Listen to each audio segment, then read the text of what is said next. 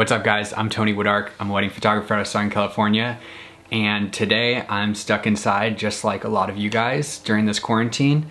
So I found an article in one of the Facebook groups I follow by Brian Smith. I was super inspired by the idea that he had. It's basically how to create double exposures on film. I've done a bunch of double exposures. Some of my cameras allow me to just kind of switch it on or off and choose a certain frame to do double exposures. And I also have a twin lens reflex, that one of the waist level finder ones that you shoot. And if you don't wind it, you can just double expose a frame. And so I've done a handful of double exposures, nothing insane that I'm just like super in love with, but a couple that I'll show you here. But I've just always been drawn to double exposures. And so when I saw this article, I figured I'm cooped up inside. I think this is something that could be really fun for you to do while you're stuck at home. And so I wanted to just try this out. And so I'm gonna give Brian a call and ask him a couple questions. Let's get into this. Hey. Hey, how you doing, Tony? Good, how are you doing? Good, not too bad. Thanks for doing this. Yeah, sure thing, man. How does this work? Why don't you introduce yourself and tell me a little bit about who you are and what you do? Okay, my name is Brian D. Smith. I'm a wedding and portrait photographer, primarily based in Charleston, South Carolina, but I also spent some time up in northern Michigan near Traverse City during the summers. I used to be an engineer, and then I quit that about 3 years ago now, just kind of fell in love with photography. Initially started off doing weddings, and then I saw this really breathtaking, simple, beautiful portrait of a friend's wife done in studio in her like wedding dress with her newborn child, and ever since then I've just been hooked on studio portraiture. So short term, trying to open up a portrait studio, but when I'm working on like personal projects, all of it is just people are typically my subjects, and I shoot nearly everything on film. First of all, just give me a little like brief background about this double exposures and like why you did this article and just kind of what double exposures mean to you. Cool. Yeah, so double exposures are kind of like, it's kind of emphasizes one thing I really love about film, and it's the kind of, I wouldn't necessarily call it unpredictability, because once you get good with film, you know what you're going to get. Right. But there's always that mystery of like, you take the photograph, send it off, and then a couple weeks later you get back the film, and it's kind of the surprise every time. And to me, shooting double exposures just kind of like emphasizes that to a greater extent. Like, it's really a surprise. And I think a couple years ago, I came across another photographer. I want to say it was Ryan Muirhead, who kind of did something similar, and he was doing with portraits. And ever since then, the idea has just always been in the back of my head. And then I finally decided I was going to try to put it to practice. So I took one 35mm film camera, a Nikon FM2, and I just dedicated that to be my double exposure camera. So I loaded up a roll of film in it. I wanted to pick a consistent subject for it. So I was just like, it was raining the day that I happened to load up the roll of film. So I just kind of went around over the course of about 3 months, just took different pictures of things involving water, like rain clouds, water droplets on screens, on windows, pictures of like ripples in the water on lakes. Shot through that once, and then about another 3 to 6 months went by, and I shot over it a second time with portrait subjects. That's awesome. So those examples that you sent me were from your first time doing this? Yeah, that was my first time doing that. I was blown away when I got that, because I was just expecting them all to be like garbage. Like maybe I'd get one keeper. Yeah. But I probably, like half the roll were like really beautiful, breathtaking portraits. So yeah, that's insane. Wow, to get that with your first try, that's really cool. I know, it's so fun. I have Tri-X and I have Portrait 400. What would you recommend doing first, black and white or color? And that's I would probably recommend doing the black and white first. Okay, that's kind of what I was feeling. The reason I chose black is like, I think it kind of simplified, or it made me focus a little bit more. Because when I shoot black and white film, I tend to focus more on like light and texture. And then when you add color, that's just kind of like a third dimension. Sure. So it takes like an already complicated kind of unknown process, and it just like narrows it down and refines it just a little bit. Yeah. Okay. That's a great call. I feel that. So I think the only complicated part in all of this, I totally understand all of it. I think putting the line, it's that whole process is just so that you're trying to line up the frames exactly the same in the second time you shoot it, right? Correct. Okay. Yeah, just to line it up and make sure that the photos overlap as good as possible. And like, you don't have to do that. You Right. could just like load it up however, and then things would kind of like overlap anywhere in between. Sure. But I wanted to get them to line up as close as possible. That way I could get as much texture on the portrait subject as possible. Cool. Yeah, that makes sense. Are there any like tips or tricks or anything that I should consider that maybe you didn't put in your article or that you think of? Really thinking about from just a basic double exposure perspective, like how are these two subjects that I'm photographing going to overlay? So like try to photograph things that have like both bright and dark qualities to them. Try not to photograph things that are just like too busy or too distracting, because then like once two distracting images overlap, you're going to get this unbelievably distracting image, and it might be beautiful. So like maybe just try it anyway. But yeah, for the most part, I think I covered everything that I could think of. Well, those are all my questions. I'm going to give this a try. I can't wait to share this video and the results with you. Where can people find you and learn more about your business and what you do?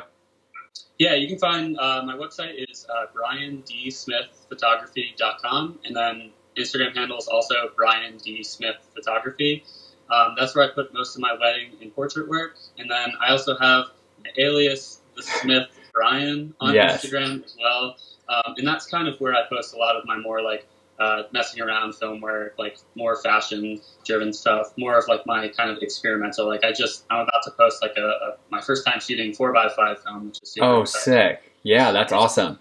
Cool. Well, I'm going to follow those accounts for sure, and I'll link those in the description, but just wanted to say thank you for your time and thank you for making that article. I think it was just the inspiration that I needed right now, and so I'm really excited to try this.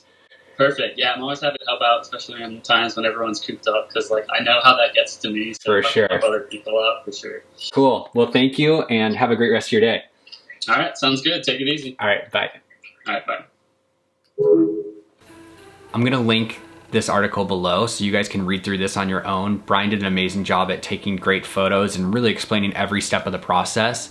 Essentially, I'm going to load up my Canon AE-1 with a roll of Kodak Tri-X 400.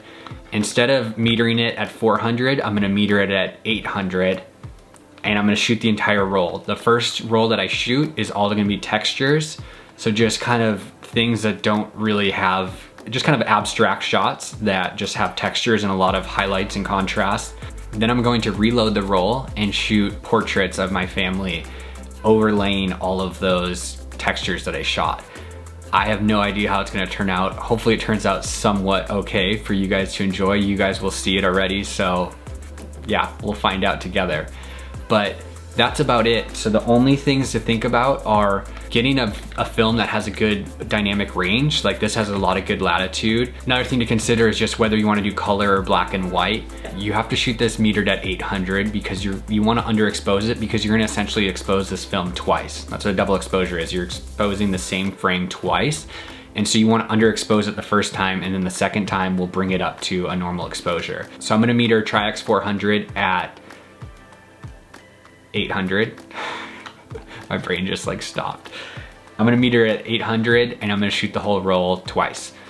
And the other thing to consider is just doing this little line that Brian mentions in his article that you'll see. It's basically so that the frames, when you shoot, they overlap perfectly. If you don't make a line, they might be shifted a little bit when you shoot it the second time, which is fine, but it'll give you a little bit of a black line in between it. So that's it. It's pretty simple. I hope you guys enjoy this, and let's see what the results are.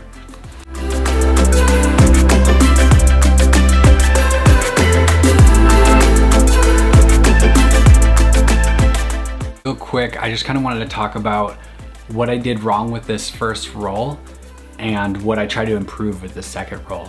So the first roll I shot, I did what Brian told me. I shot all textures, and then I shot all portraits, and I think 1 or 2 out of the entire 36 frames I actually liked a little bit. And I think where I totally blew it was, Brian mentioned shoot scenes that have high contrast, so dark shadows and bright highlights, and I didn't do that. I tried to shoot stuff that was contrast, but it was more kind of mid-tone contrast, and I was taking up the entire scene with a texture, and I needed to use more dynamic lighting and more harsh lighting to get a higher contrast photo, especially with black and white. And so that was something that I kind of learned in the first one. And then also with the portraits, I was just kind of trying to take photos of the kids, and those are really hard to get good portraits of the kids.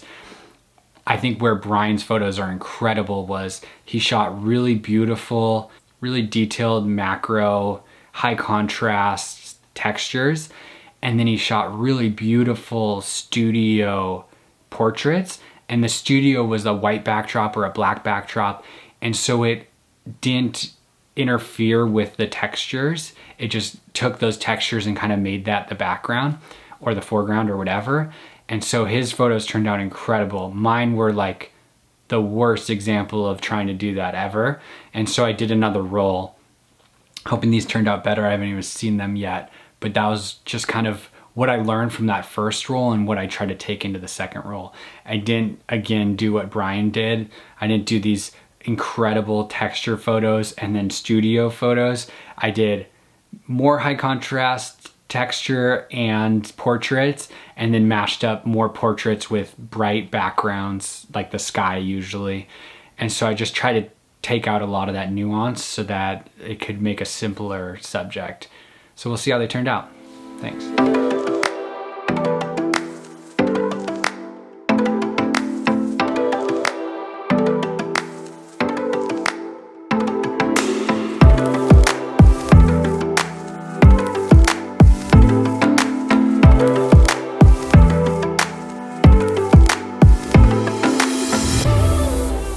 Make sure you guys follow Brian and check out his article. Give him a shout out, shoot him a DM if you tried this, or tag him in your photos.